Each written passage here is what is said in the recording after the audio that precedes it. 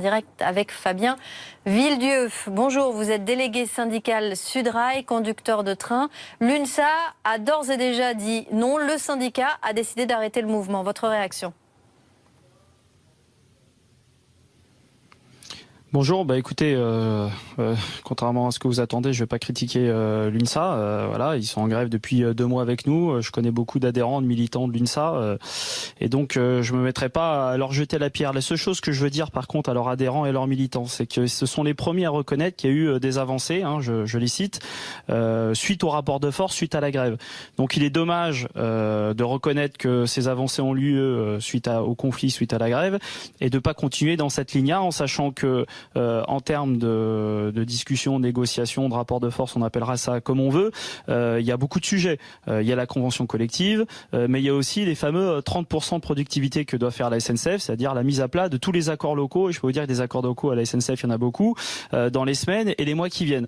Donc ça, je ne sais pas comment on va pouvoir, sur tous ces sujets-là, avancer sans un rapport de force. Voilà, donc j'appelle à l'intelligence collective de tous les adhérents et militants de l'UNSA auxquels je respecte, et de leur dire voilà, il faut continuer à maintenir la pression, on n'a pas le choix.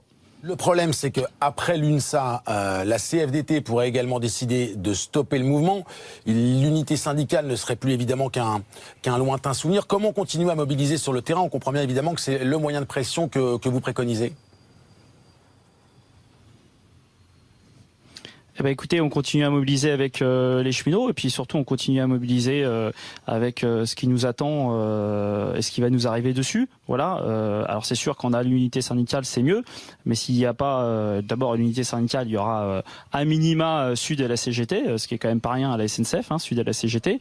Mais en plus, nous, ce qui nous intéresse, c'est le fond. Voilà, le fond de la réforme. Qu'est-ce qu'il y a? Parce qu'à force de parler de la forme, de l'unité syndicale, de l'UNSA qui dit ça, de la CFDT qui dit ça, de Sudrail qui dit ça, à la limite ça c'est secondaire. Le fond, c'est quoi? C'est la fin du statut, c'est la privatisation de la SNCF, c'est l'ouverture à la concurrence, c'est la fin des accords locaux à la SNCF, c'est un accord de branche qui aujourd'hui va s'appliquer à beaucoup de cheminots, en sachant que l'accord de branche il est toujours pas écrit. Vous imaginez qu'aujourd'hui on va transférer des milliers et des milliers de cheminots à un accord de branche qui n'est toujours pas fini d'être écrit?